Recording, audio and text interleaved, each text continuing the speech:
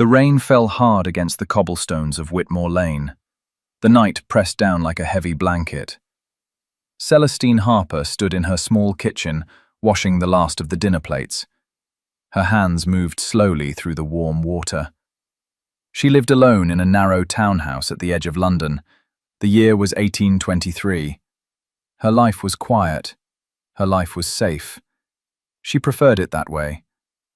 She heard a sound outside her front door, a thud, then a groan. Celestine froze. Her heart picked up speed. She dried her hands on her apron and walked toward the entrance hall. The sound came again, louder this time. Someone was at her door. She reached for the handle. Her fingers trembled. She should not open it. A woman alone at night should never open her door to a stranger. But something pulled at her chest, a feeling she could not name. She turned the handle and pulled the door open. A man collapsed at her feet. He fell forward into her hallway. His coat was torn. His hair was dark and wet from the rain. Blood stained his white shirt. He looked up at her with eyes the color of storm clouds. His face was pale. His breath came fast and shallow. "Please," he whispered. His voice was rough, desperate. "Hide me." Celestine stepped back. Her mouth opened, but no words came out. She stared at him. He was tall. Even on the ground she could see his height. His shoulders were broad beneath the ruined coat. His hands pressed against the floor as he tried to lift himself. His fingers shook. "Please," he said again. "They are coming." "Who?" Celestine found her voice.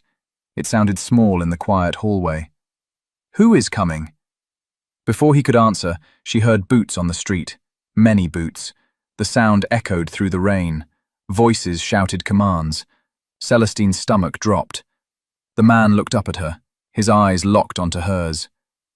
"The Royal Guards," he said. "If they find me, I am dead." Celestine's mind raced. Royal Guards. This man was being hunted by the Crown. She should push him back outside. She should close the door. She should protect herself. But she did not. Instead, she grabbed his arm. "Get up," she hissed. "Quickly!" He struggled to his feet. He leaned heavily against her. She could feel the heat of his body through his wet clothes. She could smell rain and blood and something else, something like cedar and smoke. She did not have time to think about it. "This way," she said. She pulled him down the hallway. Her townhouse was small. There were few places to hide. She pushed open the door to the pantry beneath the stairs. It was narrow and dark. Shelves lined the walls. Jars of preserves and sacks of flour crowded the space. "In here," she said. He squeezed through the door. He turned to face her. Even in the darkness, she could see the intensity in his eyes. "Thank you," he said. His voice was softer now, almost gentle. Celestine did not answer. She closed the door and turned the key. She slipped the key into her apron pocket. Her heart pounded so hard she thought it might break through her ribs. The knock came 3 seconds later, loud, commanding, fists against wood. Celestine walked to the front door. She smoothed her apron with shaking hands. She took a breath. She opened the door. 5 men stood on her doorstep. They wore the red and gold uniforms of the Royal Guard. Their faces were hard. Rain dripped from their helmets. The man at the front stepped forward. He was older than the others. His jaw was square. His eyes were cold. "Good evening, miss," he said. His tone was not polite. "We are searching for a fugitive, a dangerous man. Have you seen anyone on this street tonight?" Celestine shook her head. "No, sir. I have been inside all evening." The man studied her face. His gaze moved slowly over her features. Celestine forced herself to stay still. She forced herself to meet his eyes. She could feel sweat forming at the back of her neck despite the cold air. "You live alone?" the man asked. "Yes, sir." "No servants?" "I cannot afford servants, sir." The man looked past her into the hallway. "May we search your home?" Celestine's throat tightened. Why would you need to search my home, sir? I have done nothing wrong. The fugitive was seen on this street, the man said. He is injured. He cannot have gone far. Celestine lifted her chin. I assure you, there is no one here but me. The man stared at her for a long moment. Celestine did not blink. She did not look away. Her fingernails dug into her palms. Finally, the man stepped back. If you see anything unusual, you will report it immediately. Of course, sir. The men turned and walked back into the rain. Celestine watched them go.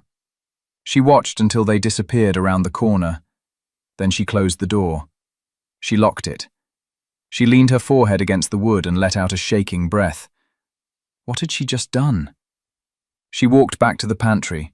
She unlocked the door and pulled it open. The man was sitting on the floor. His head rested against a shelf. His eyes were closed. For a moment, Celestine thought he had passed out. Then his eyes opened. He looked up at her. They are gone? He asked. For now? He nodded slowly. He tried to stand, but his legs gave out.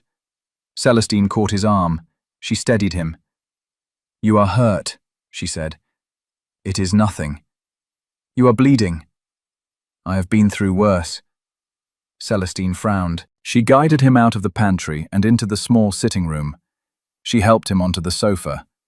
He sank into the cushions with a groan. His face was even paler now. The blood on his shirt had spread.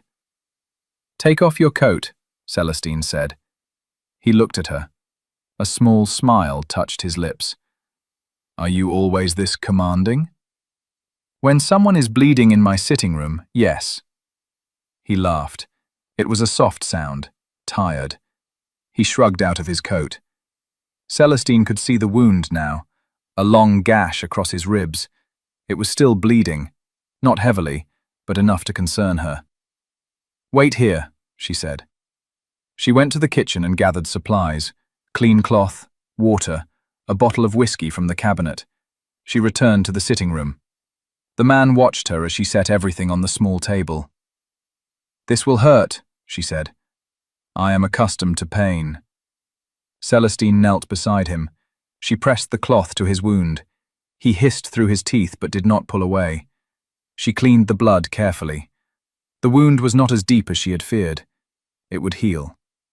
She poured whiskey over the cloth and pressed it to his skin. His hand shot out and gripped the arm of the sofa. His knuckles turned white. Sorry, Celestine whispered. Do not apologize for saving my life. She glanced up at him. His eyes were on her face. They were intense, focused. She looked away quickly. She finished cleaning the wound and wrapped it with clean cloth. Her hands moved with practiced efficiency. She had tended her father's injuries many times before he died. She knew what to do. When she was done, she sat back on her heels. You should rest, she said. I cannot stay here, he said. It is not safe for you. You can barely stand. I will manage. Do not be foolish. He smiled again. This time it reached his eyes. You do not even know my name and you are calling me foolish. Celestine stood. She crossed her arms. Then tell me your name. He hesitated. She could see the conflict on his face. He was deciding whether to trust her. Finally, he spoke. Thorn, he said. My name is Thorn. Thorn what? Another pause. Longer this time. Just Thorn. Celestine raised an eyebrow. You are hiding more than just yourself. Yes. At least he was honest. Celestine sighed. My name is Celestine. Celestine Harper. A beautiful name. She ignored the compliment. Why are the Royal Guards hunting you? Thorn's expression darkened. That is a long story. I have time. You have risked enough already. I risked my safety the moment I opened that door, Celestine said. Her voice was sharper now. The least you can do is tell me why. Thorn studied her. She could see him weighing his options. Finally, he nodded. Sit down, he said. This will take a while. Celestine sat in the chair across from him. She folded her hands in her lap and waited. Thorn leaned back against the sofa. He stared at the ceiling.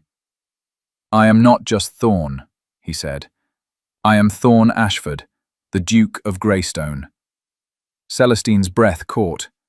A duke. She had hidden a duke in her pantry. She had lied to the royal guard for a duke. Her hands gripped the fabric of her dress. "Why would the crown hunt a duke?" she asked. "Because I know the truth," Thorn said, "and the truth is dangerous." "What truth?" Thorn looked at her. His eyes were hard now, angry. "The king is being poisoned." The words hung in the air between them. Celestine felt her heart skip. "What?" "Someone in the palace is slowly poisoning King George," Thorn said. "I discovered the plot 3 days ago. I tried to warn the king's advisors, but the man behind it is powerful. He turned them against me. He claimed I was the one planning treason. Now the entire royal guard is searching for me." Celestine shook her head. "This is impossible." "I wish it were." "Who is behind it?" Thorn's jaw tightened. "The king's own brother, Prince Edward." Celestine stood abruptly. This was too much. This was beyond anything she could handle. She was a simple woman, a seamstress who lived alone. She had no business being involved in royal plots and poisoned kings. "I cannot help you," she said. "You need to leave." Thorn stood as well. He swayed slightly but caught himself. "I understand," he said. "You have already done more than anyone could ask." He moved toward the door, but Celestine saw the way he favored his injured side. She saw the exhaustion in his eyes. If he left now, the guards would find him. They would kill him, and the king would die. "Wait," she said. Thorn turned. "You can stay tonight," Celestine said, "but tomorrow you must go." Relief crossed his face. "Thank you." Celestine nodded. She showed him to the small guest room upstairs. It was barely large enough for a bed and a washstand, but it was warm and dry. Thorn sank onto the bed with a grateful sigh. "Sleep," Celestine said. "We will talk more in the morning." She left the room and closed the door. She stood in the hallway for a long moment. Her mind spun. A duke, a poisoned king, royal guards. What had she gotten herself into?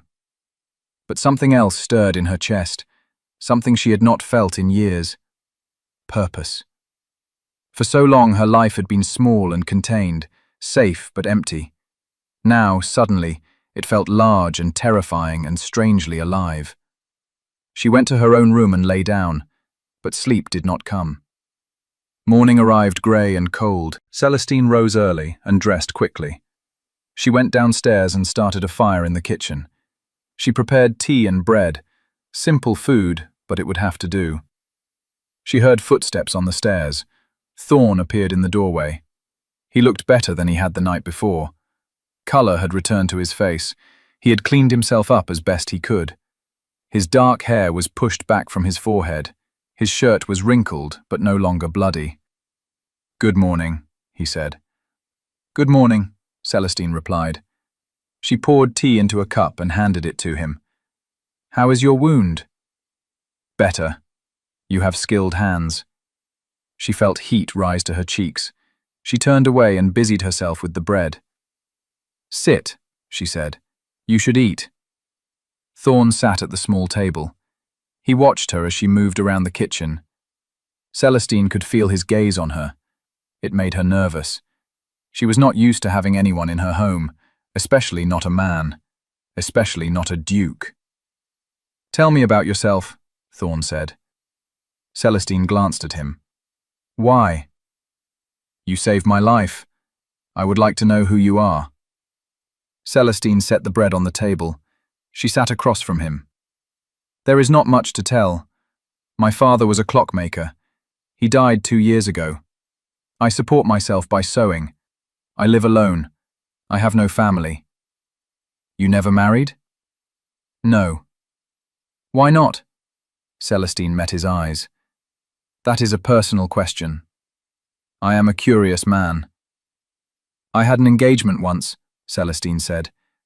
She did not know why she was telling him this. Perhaps it was because he had trusted her with his own secrets. He left me 3 days before the wedding. He found a woman with a larger dowry. Thorn's expression softened. I am sorry. Celestine shrugged. It was a long time ago. It still hurts. She did not answer.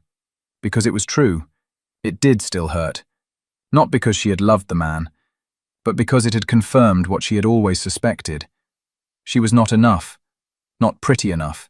Not wealthy enough. Not interesting enough. He was a fool, Thorn said quietly. Celestine looked up sharply. Thorn was watching her with an intensity that made her breath catch. His eyes held something she could not name, something that made her heart beat faster.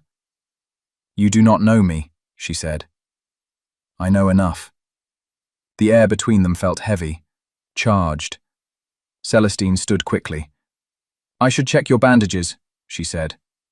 Thorn stood as well. He lifted his shirt. Celestine stepped closer. Her hands shook slightly as she unwrapped the cloth. The wound looked clean, no signs of infection. She replaced the bandage with a fresh one. Her fingers brushed against his skin. It was warm, solid. You are healing well, she said. Her voice sounded breathless. Thanks to you. Celestine stepped back. She needed distance. She needed air. What will you do now? She asked. Thorn lowered his shirt. I need to reach someone I trust. Someone who can help me prove the prince's guilt. Who? My cousin. He is a member of parliament. If I can get to him, he can arrange a private audience with the king. That sounds dangerous. It is. The guards will be watching the roads. I know. Celestine bit her lip. She should let him go. She should wish him well and return to her quiet life. But she could not. Something inside her would not allow it. I will help you, she said. Thorn stared at her. No, it is too dangerous. You said the guards will be watching for you, a man traveling alone. But a couple traveling together would draw less attention. Celestine, I can pose as your wife. We can take a coach to your cousin's estate. No one will suspect us. Thorn shook his head. If we are caught, you will be arrested as well. You could be hanged for treason. Then we will not be caught. Why would you do this? You do not know me. Celestine looked at him. She thought about her empty life, her quiet days, her lonely nights. She thought about the feeling that had stirred in her chest the night before. Purpose, meaning, something more. Because it is the right thing to do, she said, and because I am tired of being afraid. Thorn studied her face. She could see the conflict in his eyes, the desire to protect her warring with the need for help. Finally, he nodded. All right, he said, but you must do exactly as I say. If there is danger, you run. You do not look back. Do you understand? Yes. I mean it, Celestine. I understand. Thorn reached out and took her hand. His fingers were warm and strong. Thank you, he said. I will not forget this. Celestine's heart hammered in her chest. She pulled her hand away gently. We should prepare, she said. We leave at noon. They spent the morning gathering supplies. Celestine packed a small bag with clothes and food. Thorn wrote a letter to his cousin explaining the situation. He sealed it with wax and tucked it inside his coat. Celestine changed into her best dress. It was dark blue with simple embroidery at the collar. She pinned her hair up and covered it with a bonnet. She looked at herself in the mirror. She looked like a respectable married woman. No one would suspect her. Thorn had found a clean shirt in her father's old trunk. It was slightly too small, but it would do. He looked less like a wounded fugitive and more like a traveling gentleman. They left the townhouse just before noon. The streets were busy. People hurried past with their heads down against the drizzle. Celestine and Thorn walked arm in arm. She could feel the tension in his body. His eyes scanned every face, every shadow. Relax, she whispered. You look suspicious. Thorn forced a smile. I am not accustomed to running. Then pretend you are taking your wife on holiday. He glanced down at her. Is that what we are doing? That is what everyone else will think. They reached the coaching inn without incident. Thorn purchased tickets for the next coach heading north. They waited in the corner of the crowded common room. Celestine kept her eyes down. Thorn kept his hand on her arm. The coach arrived 20 minutes later. It was old and worn but sturdy. The driver loaded their bags onto the roof. Celestine climbed inside. Thorn followed. 3 other passengers were already seated.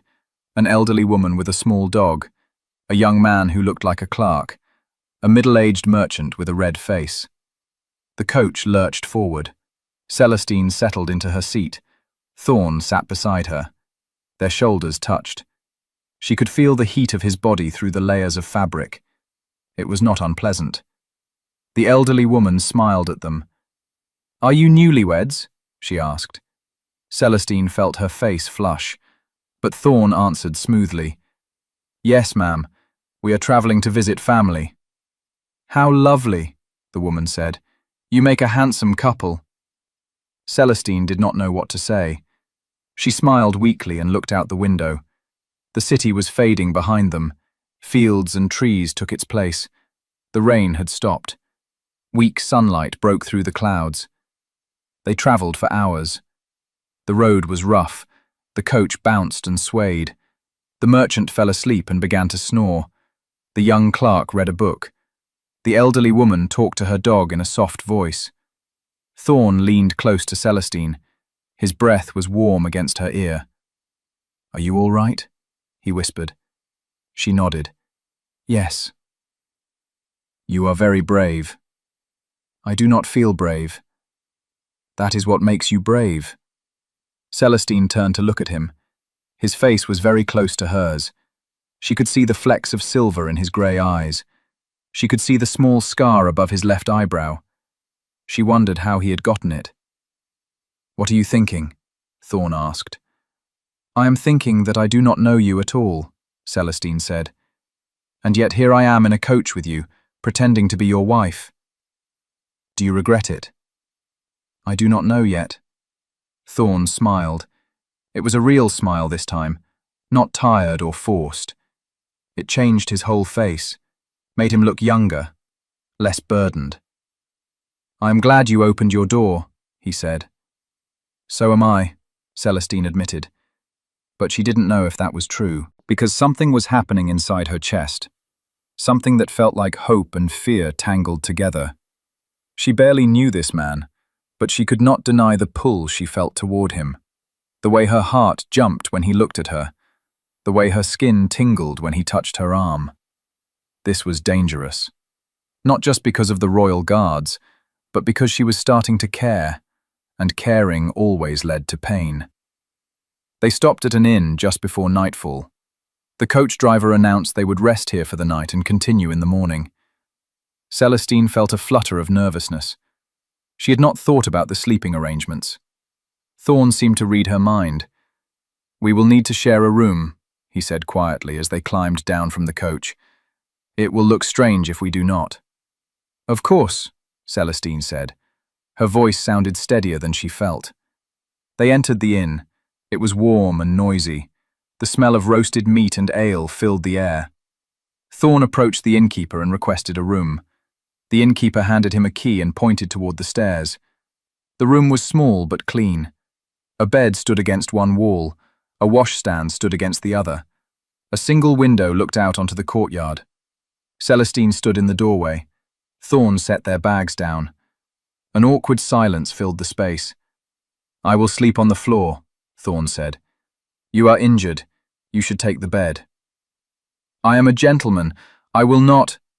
The bed is large enough for both of us, Celestine said. She could not believe the words coming out of her mouth. We can share it, as long as you stay on your side. Thorn's eyebrows rose. Are you certain? We are supposed to be married. If anyone sees you sleeping on the floor, they will ask questions. It was a practical argument, a logical one. but Celestine's heart was pounding. "All right," Thorn said, "but I promise I will behave." They went downstairs for dinner. The common room was crowded with travelers. Celestine and Thorn sat at a corner table. They ate in silence. The food was simple but good.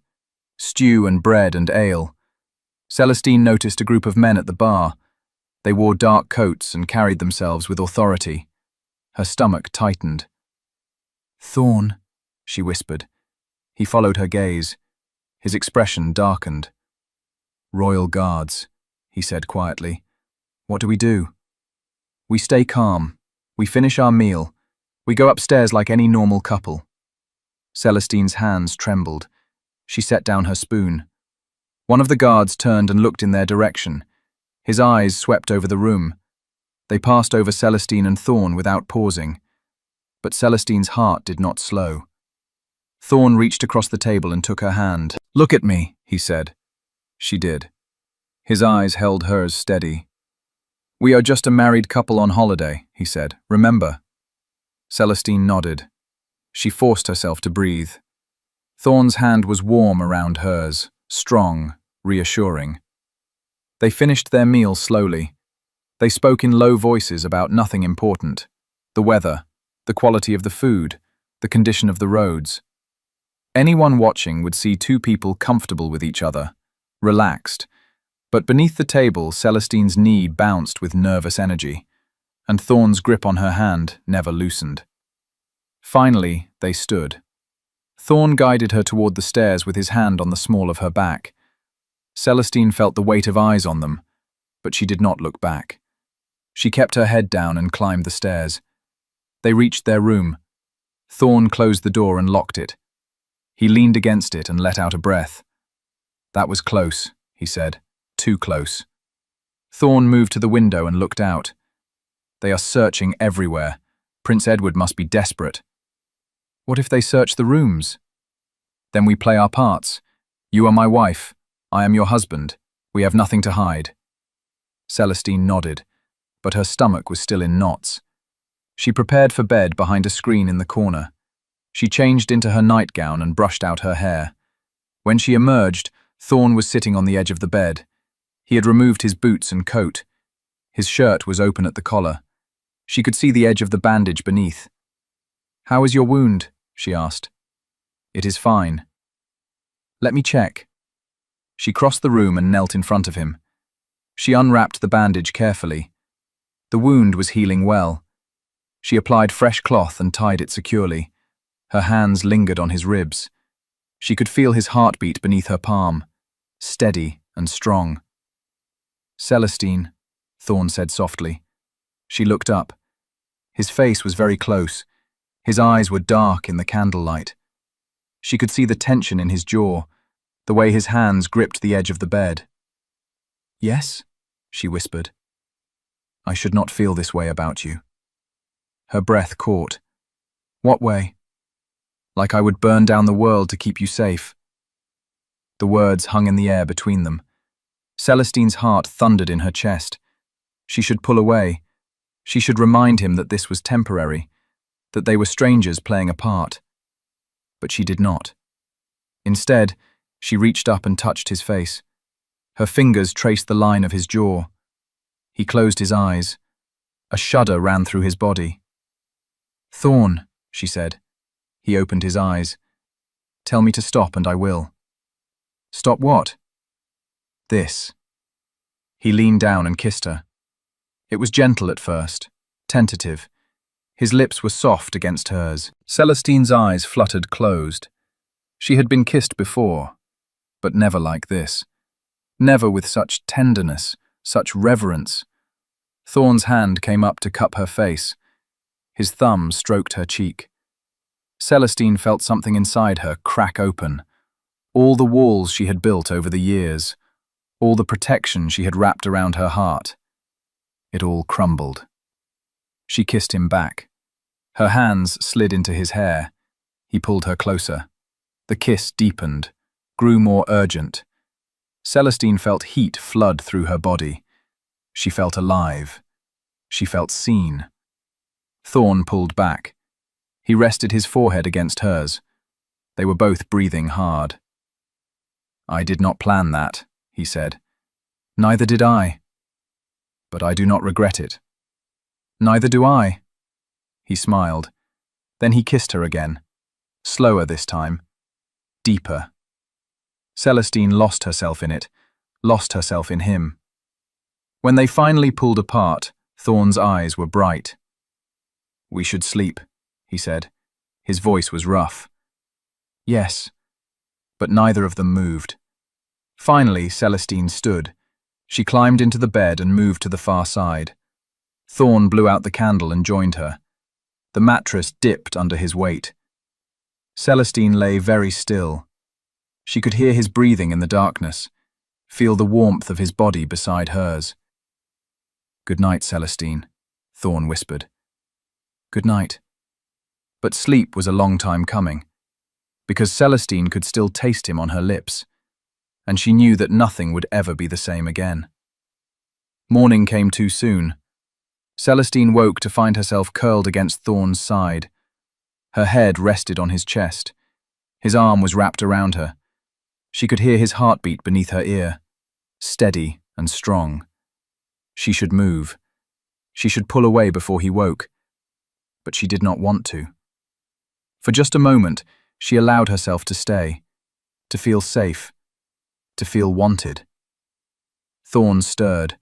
His arm tightened around her. "Celestine," he murmured. She lifted her head. His eyes were still closed. A small smile played at his lips. He was still half asleep.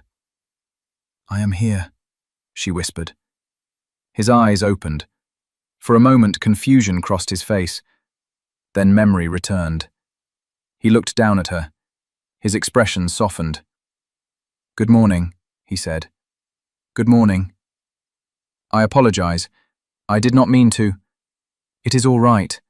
I was the one who—" She trailed off. Her cheeks burned. Thorn's smile widened.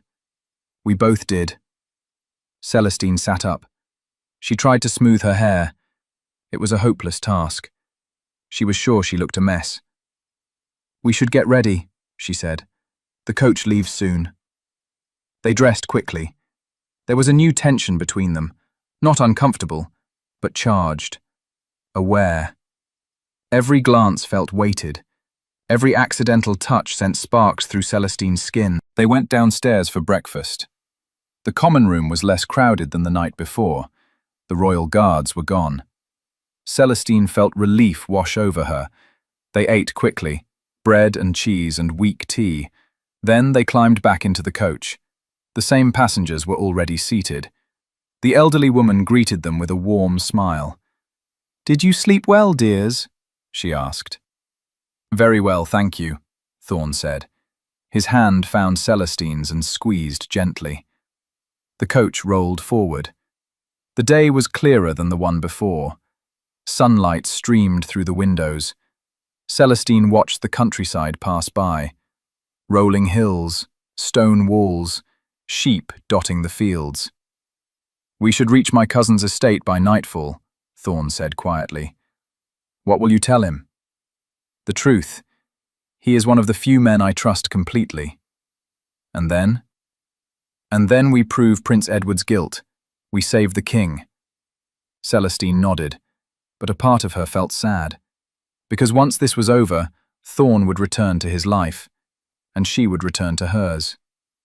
They were from different worlds. He was a duke. She was a seamstress. There was no future for them.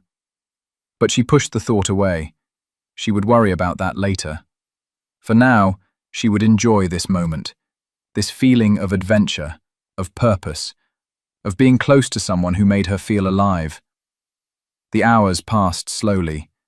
The coach stopped once for the horses to rest. Celestine and Thorn stretched their legs. They walked a short distance from the road. The air was cold but fresh. Celestine breathed deeply. "Are you all right?" Thorn asked.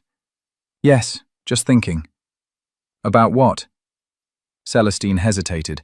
Then she decided to be honest. "About what happens after, when this is over." Thorn's expression grew serious.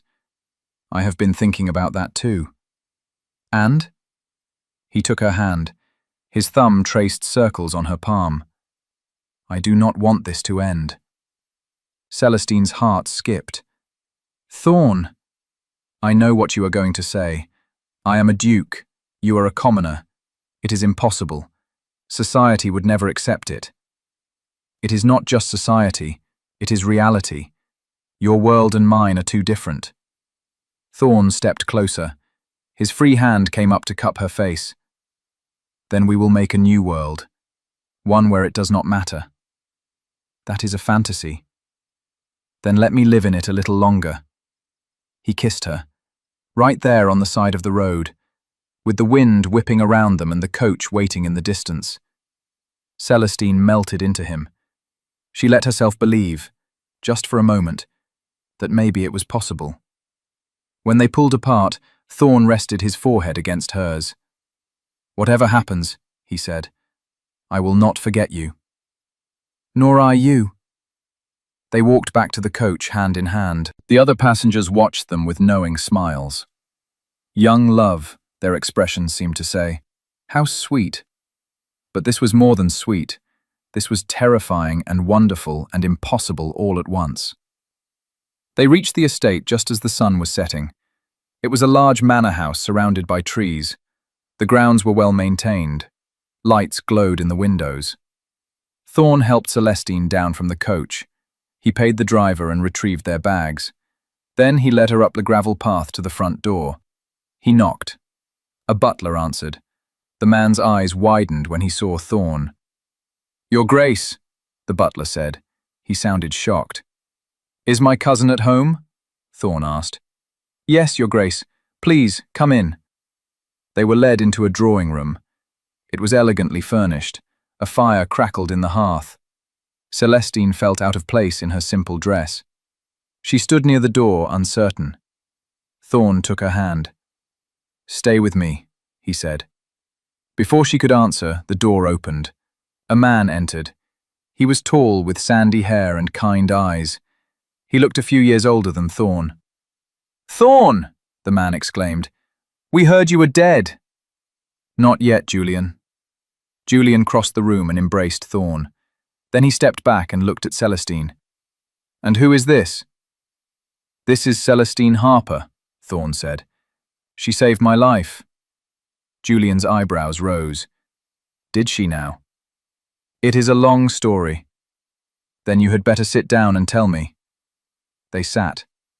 Thorn explained everything. The discovery of the poison plot, Prince Edward's betrayal, the royal guards hunting him, Celestine's help. Julian listened without interrupting. His expression grew darker with each word. When Thorn finished, Julian leaned back in his chair. This is worse than I thought, he said. You knew? Thorn asked. I had suspicions. There have been rumours, whispers in Parliament, but I had no proof. Now we do. The letter I sent contains the evidence, names, dates, the poison used. Julian nodded.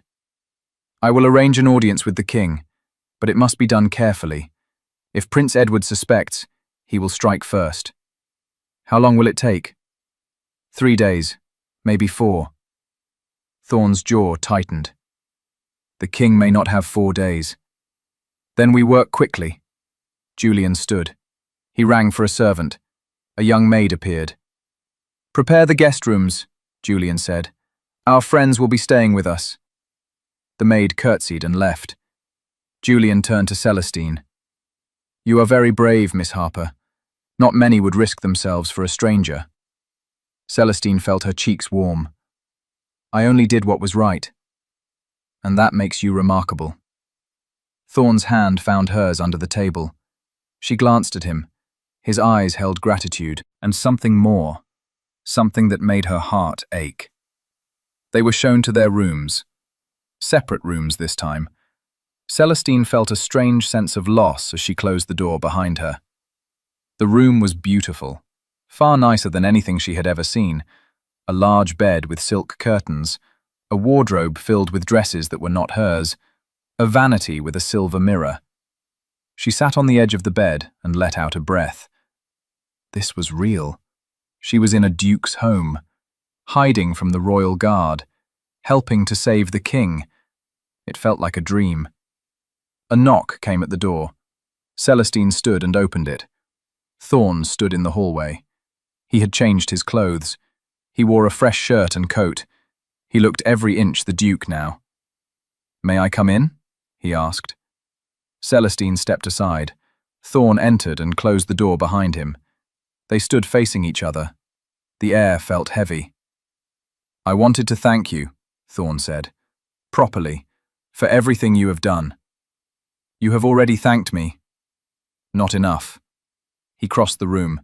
He stopped inches from her. Celestine's breath caught. She could feel the heat radiating from his body, smell the cedar and smoke scent of him. "Celestine," he said softly, "I need to tell you something." "What?" "I am falling in love with you." The words struck her like a physical blow. Her knees weakened. She reached out and gripped the bedpost for support. "Thorn, you cannot—" "I can, and I am. We have known each other for 2 days. 2 days can change everything." Celestine shook her head. Tears pricked her eyes. "This is impossible. When this is over, you will go back to your life. You will marry someone appropriate, someone from your world, and I will go back to my little townhouse. We will never see each other again." "That does not have to be true." "It does. You know it does." Thorn's hands came up to cup her face. His thumbs brushed away the tears that had started to fall. "Then give me tonight," he said. "Give me this moment. Let me pretend that we have a future." Celestine closed her eyes.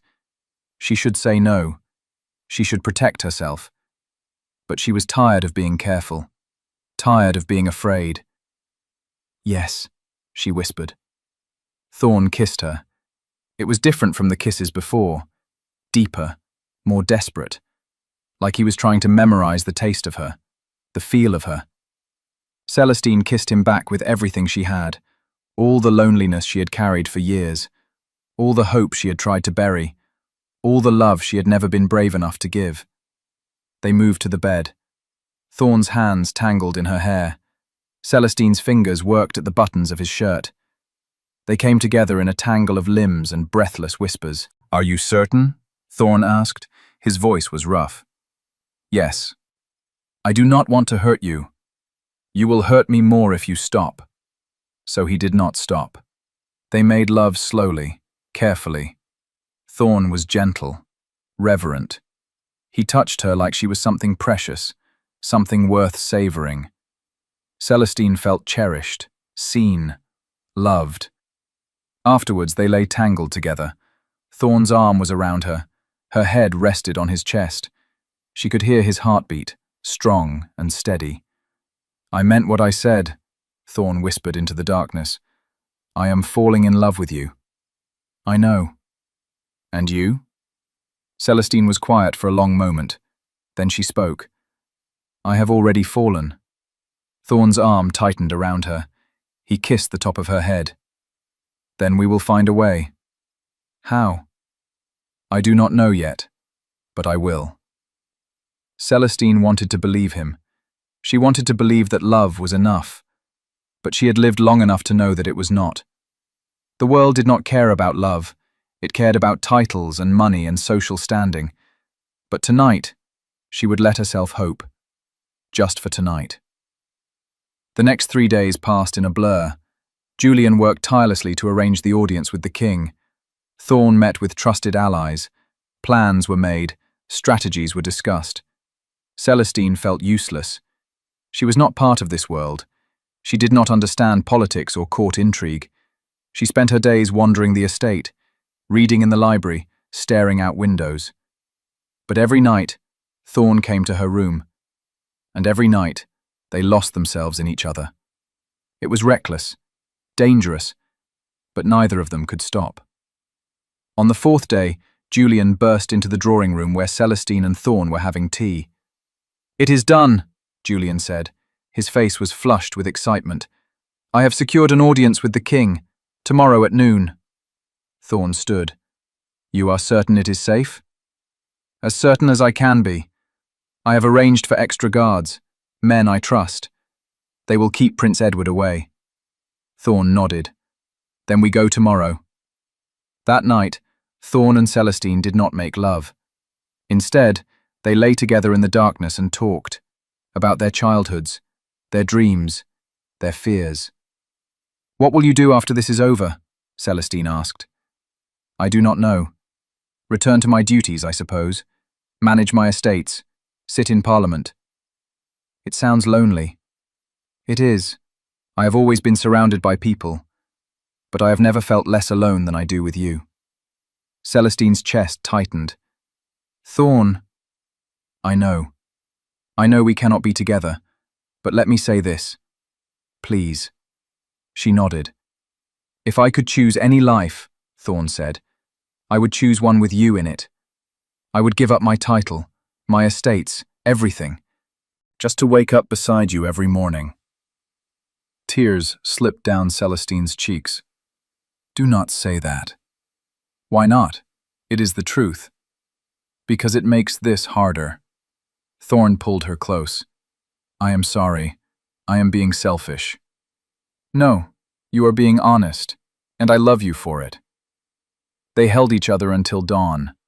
Morning came cold and gray. Celestine dressed carefully. She wore the nicest dress she had. A maid had helped her pin up her hair. She looked at herself in the mirror. She looked like someone else, someone who belonged in this world. But she knew it was an illusion. Thorn knocked on her door. He wore formal attire, a dark coat, a pristine cravat. He looked every inch the Duke, powerful, commanding. Are you ready? He asked. No, but I will come anyway. He smiled. He offered his arm. She took it. They rode to the palace in Julian's carriage. The city streets were crowded. People went about their daily lives, unaware of the drama unfolding. Celestine watched them through the window. She envied their normalcy. The palace gates loomed ahead. Guards checked their credentials. Then they were waved through. The carriage rolled into the courtyard. Celestine's heart pounded. This was it, the moment everything had been leading to. They were escorted into the palace. The halls were grand, marble floors, gilded walls. Portraits of kings and queens stared down at them. Celestine felt small, out of place. Thorn must have sensed her discomfort. He squeezed her hand. You belong here as much as anyone, he whispered. She wished she could believe him. They were led to a private chamber. The king sat in a high-backed chair. He was older than Celestine had expected. His face was pale. His hands trembled slightly. The poison was already taking its toll. Julian stepped forward and bowed. Your Majesty, may I present the Duke of Greystone? Thorn bowed deeply. Your Majesty. The king's eyes narrowed. We were told you were a traitor. That is what Prince Edward wanted you to believe, Your Majesty. And why would my own brother lie to us? Because he is the one trying to kill you. Silence filled the room. The king's expression hardened. Those are serious accusations, Your Grace. I have proof, Your Majesty. Thorn produced the letter. He handed it to the king. The old man read it slowly. His face grew darker with each line. When he finished, he looked up. This is why Edward wanted you dead, the king said. You discovered his plot. Yes, Your Majesty. And this woman? The king's gaze shifted to Celestine. Who is she? She saved my life, Your Majesty. Without her, I would not be standing here. The king studied Celestine. She forced herself to meet his eyes, to stand tall. What is your name, child? The king asked. Celestine Harper, Your Majesty. And you did this knowing the danger? Yes, Your Majesty. Why? Celestine hesitated. Then she spoke the truth. Because it was right, and because I care about him. The king's expression softened. Rare to see such loyalty. He turned back to Thorn. "We will have Prince Edward arrested immediately, and we will have the royal physician examine us for poison." "Thank you, Your Majesty." The king stood. He moved slowly, like every step pained him. "You have done your country a great service, Your Grace. Name your reward." Thorn did not hesitate. "Allow me to marry the woman I love." Celestine's breath caught. She stared at Thorn. He was looking at the king with determination. "This commoner?" the king asked. "Yes, Your Majesty. Society will not approve." "I do not care about society's approval. I care about her." The king looked at Celestine, then back at Thorn. A small smile touched his lips. "Very well. You have our blessing. Marry her, and let anyone who objects answer to us." Celestine felt tears stream down her face. Thorn turned to her. He dropped to one knee right there in front of the king. "Celestine Harper," he said, "will you marry me?" She could barely speak. "Yes." He stood and pulled her into his arms. He kissed her in front of the king and Julian and all the guards. And Celestine did not care, because for the first time in her life, she felt like she was exactly where she belonged. The weeks that followed were a whirlwind. Prince Edward was arrested. He confessed to everything, hoping for mercy. He received none. The king began treatment for the poison. Slowly, his health improved. Thorn and Celestine were married in a small ceremony at Julian's estate. It was simple but beautiful. Celestine wore a dress of ivory silk. Thorn wore his formal attire. Julian stood as witness. When the priest pronounced them husband and wife, Thorn kissed her like she was the most precious thing in the world. They moved into Thorn's estate. It was larger than Celestine had imagined. Sprawling grounds, elegant rooms, an army of servants. But Thorn made it clear that Celestine was the lady of the house. Her word was law. At first, society gossiped. A duke marrying a seamstress. It was scandalous, unheard of. But the king's blessing silenced most of the criticism, and those who continued to whisper found themselves excluded from court. Celestine adjusted to her new life slowly. She still felt out of place at grand dinners. She still stumbled over the proper forms of a dress. But Thorn was patient. He stood beside her. He defended her. He loved her. And slowly, Celestine began to believe she belonged. One evening, they sat together in the library. A fire crackled in the hearth. Celestine was reading. Thorn was going over estate documents. It was peaceful, comfortable. "Do you ever regret it?" Celestine asked suddenly. Thorn looked up. "Regret what?" "Marrying me, choosing this life." Thorn set down his papers. He crossed the room and knelt beside her chair. He took her hands in his. "Celestine," he said, "you are the best decision I have ever made. The only decision that truly mattered. I would choose you 1,000 times over. Even though I am not a duchess by birth? Especially because of that. You are real. You are brave. You are kind. You are everything I never knew I needed." Celestine felt tears prick her eyes, happy tears this time. "I love you," she whispered. "And I love you, more than anything in this world." He kissed her, gentle and sweet, the kind of kiss that promised forever. When they pulled apart, Celestine smiled. "I am glad I opened my door that night." "So am I." "Even though you collapsed at my feet?" Thorn laughed. "Especially because I collapsed at your feet. It was the luckiest collapse of my life." Celestine laughed too. It felt good. It felt right. She thought back to that rainy night, the moment she heard the sound at her door, the moment she made the choice to open it. She had been afraid, uncertain, but she had done it anyway, and that choice had changed everything. Months turned into years. Celestine and Thorn's love only deepened. They faced challenges, whispers from society, difficult estate decisions, but they faced them together. Celestine never forgot where she came from. She used her position to help other women in situations like hers. She opened a school for girls who could not afford education. She provided work for seamstresses who needed income. Thorn supported her in everything. He was proud of her. He told her so every day. They had children, a daughter first, then a son. They raised them with love and kindness. They taught them that titles did not define worth, that courage came in many forms. On their 10th wedding anniversary, Thorn took Celestine back to her old townhouse on Whitmore Lane. It had been empty for years, but Thorn had maintained it, kept it exactly as it was. "Why?"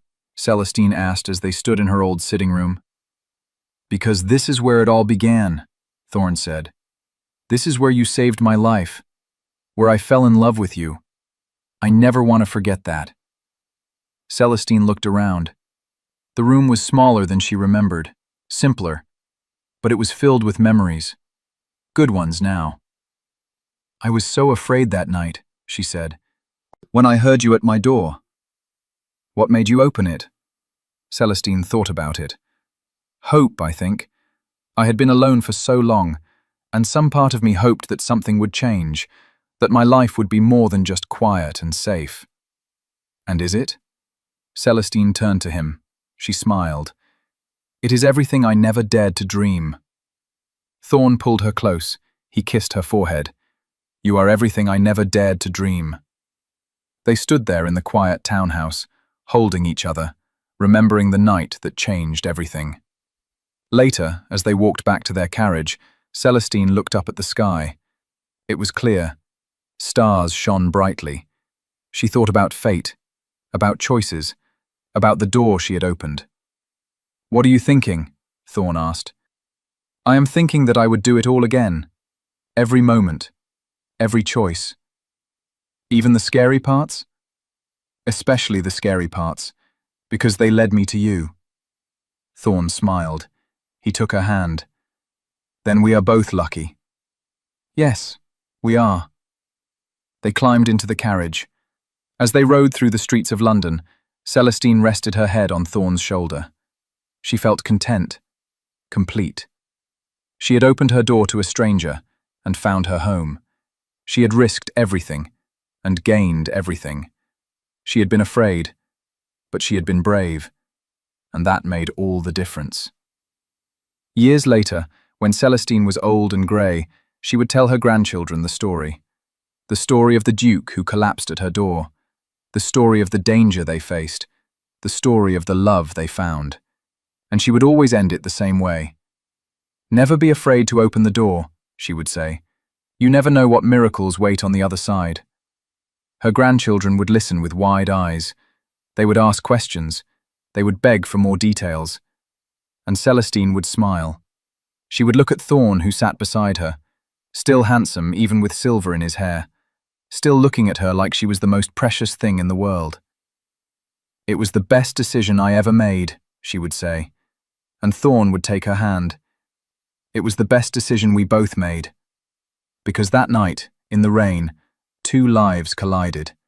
Two hearts found each other, and two people who had been lost discovered they were exactly where they belonged. Together. And that was a love worth every risk, a love worth every danger, a love worth every moment. The kind of love that stories are made of, the kind of love that lasts forever.